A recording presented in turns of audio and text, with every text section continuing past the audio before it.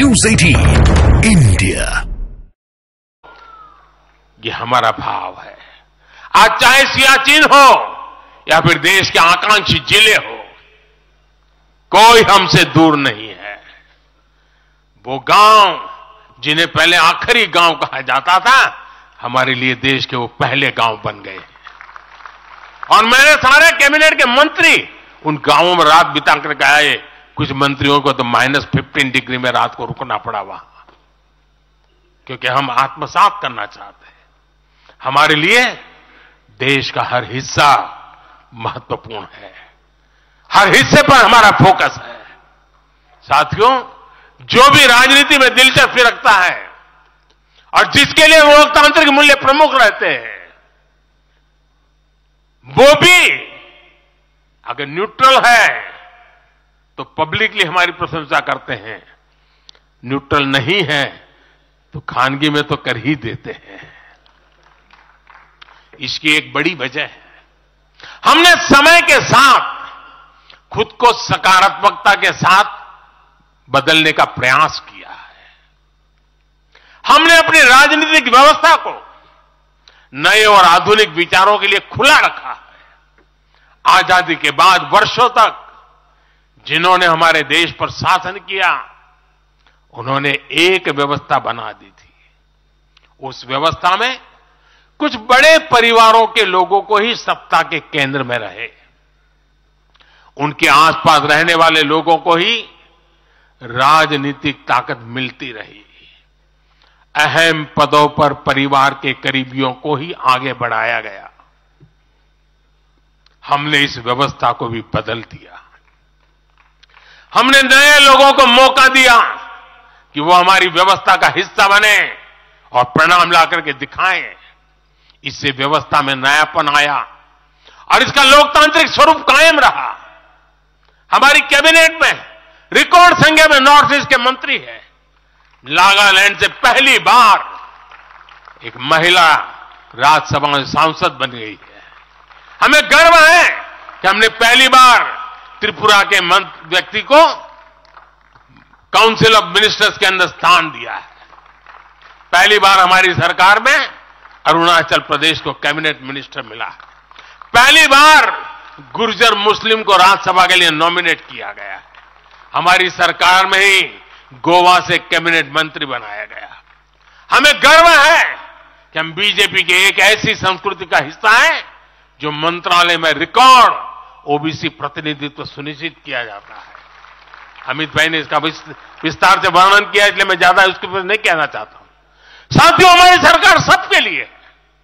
सबका साथ, सबका विकास हमारे काम से ही झलकता है। हमें गर्व होता है जब करतारपुर साहिब कॉरिडोर के द्वारा लाखों सिख श्रद्धालुओं की आध्यात्मिक इच्छाएं पूरी होती है।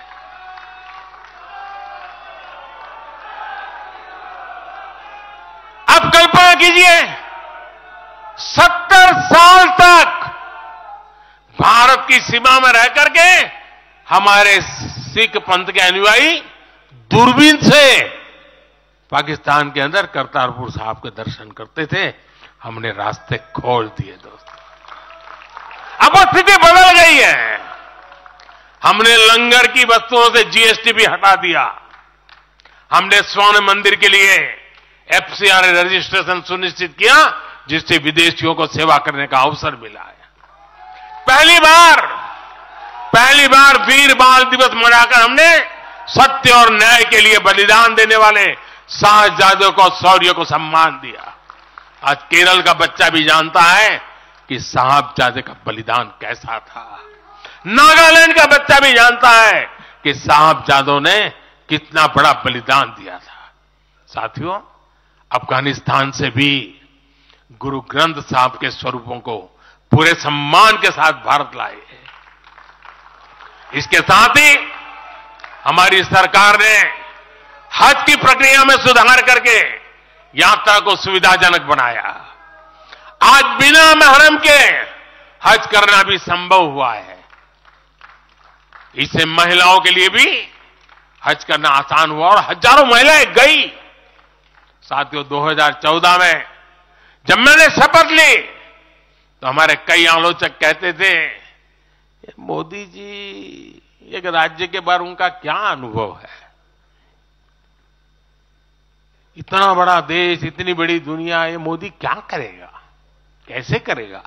ठीक है, गुजरात चलाया होगा, लेकिन वो सब सोचने देख लें, विदेश नीति को लेकर बड़ी बड़ी बातें कही जाती थी।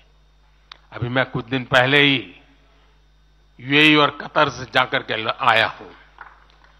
तमाम देशों से हमारे रिश्ते कैसे मजबूत हैं, ये आज दुनिया देख रही है। आज पश्चिमी एशिया के देशों से हमारे संबंध अब तक की सबसे मजबूत स्थिति में है। 2015 में जब मैं यूएई गया था पहली बार, आप हैरान हो जाएंगे, मेरे पहले 34 साल तक देश का प्रधानमंत्री वहां नहीं गया था। सोचिए किस तरह हमने उस पूरे क्षेत्र को छोड़ रखा था। कांग्रेस की सरकारें पूरे वेस्ट एशिया को सिर्फ पाकिस्तान के संदर्भ में देखा करती थी। उन्हें भारतीयों की शक्ति और उनके विश्वास पर भरोसा ही नहीं था।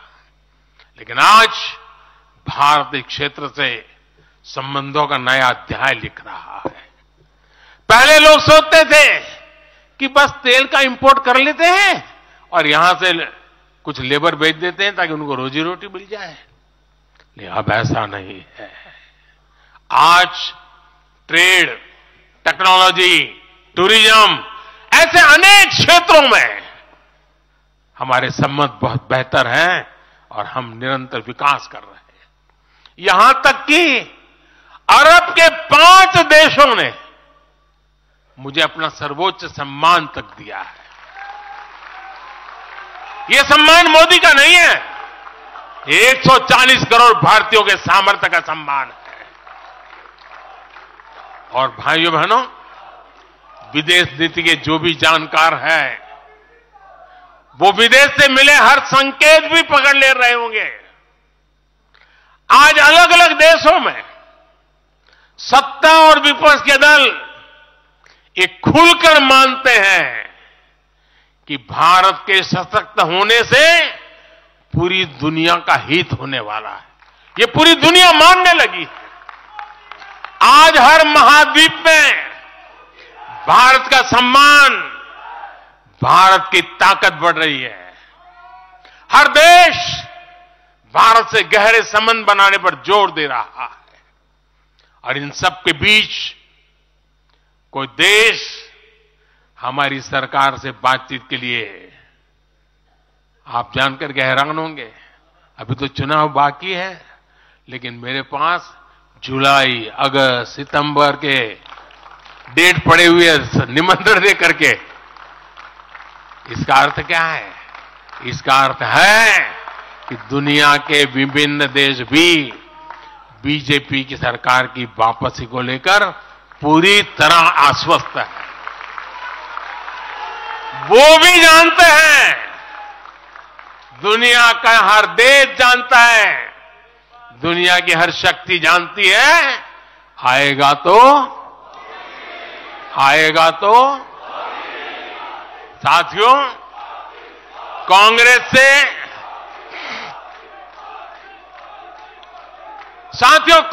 से देश को बचाना, देश के हर नागरिक को बचाना, हमारे बच्चों का, हमारे युवाओं का भविष्य बचाना बीजेपी के प्रत्येक कार्यकर्ता का दायित्व है। कांग्रेस का ट्रैक रिकॉर्ड हम सभी के सामने है। कांग्रेस अस्थिरता की जननी है। कांग्रेस परिवारवाद की जननी है। कांग्रेस भ्रष्टाचार की जननी है और कांग्रेस तुष्टीकरण की भी जननी है। 70 के दशक में जब देश में कांग्रेस के विरुद्ध गुस्सा बढ़ना शुरू हुआ तो खुद को बचाने के लिए इसने अस्थिरता का सहारा लिया। हर नेता की सरकार कांग्रेस ने अस्थिर की। आज यहां प्रस्ताव के समय इसकी चर्चा आई है, तो मैं ज्यादा उसके लिए कहता नहीं हूं। आज भी ये लोग अस्थिरता पैदा करने के लिए नई नई साजिशें कर रहे हैं। इन लोगों ने मिलकर जो गठबंधन बनाया है, उसकी भी यही पहचान है। कांग्रेस के पास विकास का एजेंडा नहीं है, फ्यूचर का रोड मैप नहीं है। ये देश को कभी भाषा के आधार पर तो कभी क्षेत्र के आधार पर बांटने में जुटे हुए हैं। साथियों, कांग्रेस का एक सबसे बड़ा पाप ये रहा है कि वो देश की सेनाओं का मनोबल तोड़ने से भी पीछे नहीं रहे। भारत की राष्ट्रीय सुरक्षा और सामरिक शक्ति को नुकसान पहुंचाने में कांग्रेस ने कोई कसर नहीं छोड़ी है।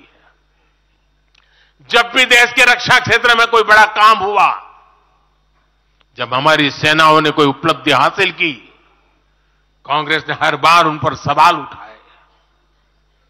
आप सिर्फ सोचिए कि 5 साल पहले इन लोगों ने क्या कहा था। इन लोगों ने हर कोशिश की कि हमारी वायुसेना को राफेल जैसे एडवांस एयरक्राफ्ट न मिल पाए। इन्होंने अब प्रचार किया कि हिंदुस्तान एरोनॉटिकल लिमिटेड को, HAL को खत्म किया जा रहा है। ये लोग तो HAL के बाहर फोटो तक खींचवाने के लिए चले गए थे। लेकिन देखिए HAL आज कैसे धूमधाम से आगे बढ़ रहा है। आज देखिए कितने सारे ऑर्डर आज उनके यहां बुक किए गए हैं। आप जरा देखिए HAL का मार्केट वैल्यू कितना बढ़ गया है। ये वही लोग हैं जिन्होंने हमारी सेनाओं के सर्जिकल स्ट्राइक करने पर उनके पराक्रम पर सवाल खड़ा कर दिया। जब एयर स्ट्राइक हुई तो उसकी सफलता के प्रमाण मांगे जाने लगे। कांग्रेस भारतीय सेनाओं के अपमान का कोई मौका नहीं छोड़ती। साथियों, कांग्रेस कितनी कंफ्यूज है, इसका उदाहरण मैं आपको देना चाहता हूं। कांग्रेस में लड़ाई चल रही है और बड़ी तगड़ी लड़ाई चल रही है, लेकिन मजा यह है कि सिद्धांतों की नहीं चल रही है, योजनाओं को समझ में नहीं चल रही है। लड़ाई क्या चल रही है आपको जानकर के आश्चर्य होगा। क्या लड़ाई है? कांग्रेस में एक वर्ग है जो कहता है कि मोदी से तीखी नफरत करो, मोदी पर व्यक्तिगत आरोप लगाओ, मोदी की छवि खराब करने के लिए हर हथकंडे अपनाओ। एक वर्ग है। कांग्रेस के अंदर एक दूसरा वर्ग भी है जो कांग्रेस की मूल परंपराओं से निकला हुआ है, जो कहता है कि मोदी पर व्यक्तिगत आरोप, नफरत से कांग्रेस को बाहर निकालो, इससे कांग्रेस को और ज्यादा नुकसान होता है। यानी कांग्रेस हमसे सैद्धांतिक मुद्दों पर लड़ाई नहीं लड़ रही है। कांग्रेस इतनी हताश है कि उसमें सैद्धांतिक विरोध, वैचारिक विरोध का साहस भी नहीं बचा। इसलिए गाली गलौज और मोदी पर झूठे आरोप ही उनका एकमात्र एजेंडा बन गया है।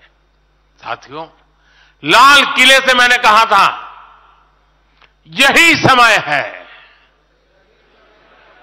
यही समय है, यही समय है। भारत के इतिहास में आज वो समय आ गया है जब हमें अपने देश का भाग्य बदल देना है। और साथियों, मैंने देशवासियों को लाल किले से कहा था और आपको तो कई बार कह चुका हूं। मैंने देशवासियों को कहा था कि अगर आप 10 घंटे काम करेंगे तो मोदी 11 घंटे काम करेगा। अगर आप 12 घंटे काम करेंगे तो मैं 13 घंटे काम करूंगा। अगर आप 14 घंटा काम करेंगे तो मैं 15 घंटे काम करूंगा। मेरे साथियों, देश भर के मेरे कार्यकर्ताओं, देश भर के मेरे देश को उज्जवल भविष्य के लिए आशा लगाकर बैठे हुए लोगों से मैं कहना चाहूंगा, आने वाले 100 दिनों तक बीजेपी के हर कार्यकर्ता को अपने लिए नए लक्ष्य बनाने होंगे, उन्हें प्राप्त करना होगा। बीते वर्षों में भाजपा सरकार की योजनाओं का लाभ करोड़ों लाभार्थियों को मिला है। हमें हर लाभार्थी तक पहुंचना है। और मेरी एक व्यक्तिगत प्रार्थना है, करोगे? जरा हाथ ऊपर करके बताइए, करोगे? करोगे? हर लाभार्थी के पास जाइए, उनको कहना कि प्रधान सेवक नरेंद्र मोदी ने उन्हें प्रणाम कहा है।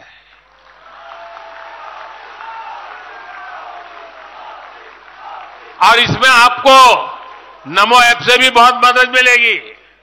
आप नमो ऐप के जरिए मेरा प्रणाम और मेरी चिट्ठी उन लाभार्थियों तक जरूर पहुंचाएंगे।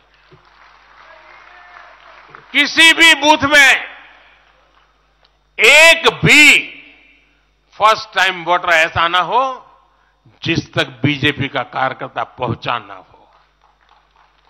आपको उन्हें पिछले 10 वर्षों के काम और आने वाले 5 वर्षों के प्लान, इसके विषय में जरूर बताना है।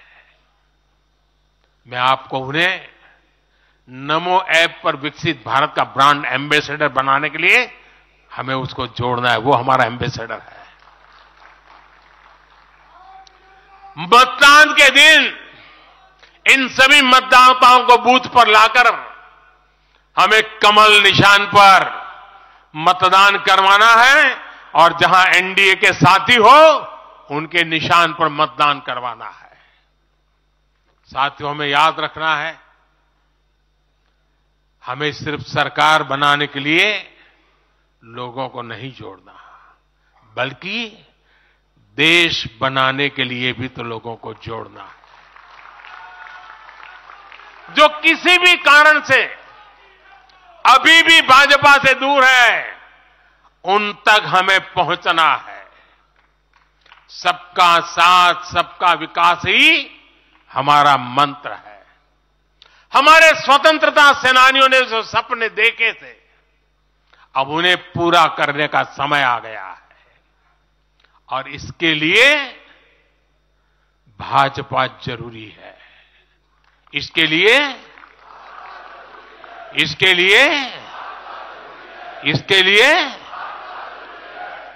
लिए भाजपा सरकार जरूरी है।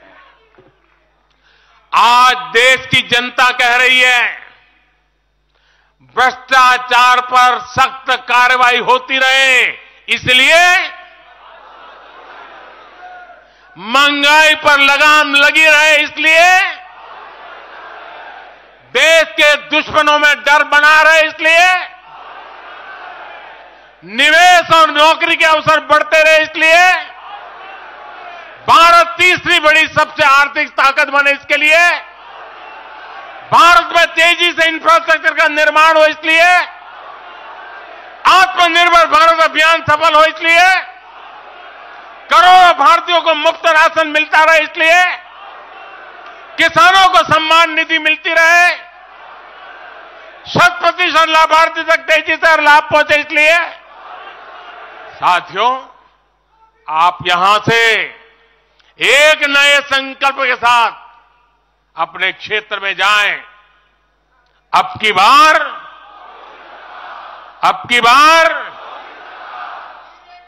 400 पार, अब की बार इस मिशन पर हमें जुट जाना है। आप सबको मेरी तरफ से अनेक अनेक शुभकामनाएं हैं। मेरे साथ बोले, भारत माता की, भारत माता की, भारत माता की। मैं समझता हूं अभी वंदे मातरम होने वाला है।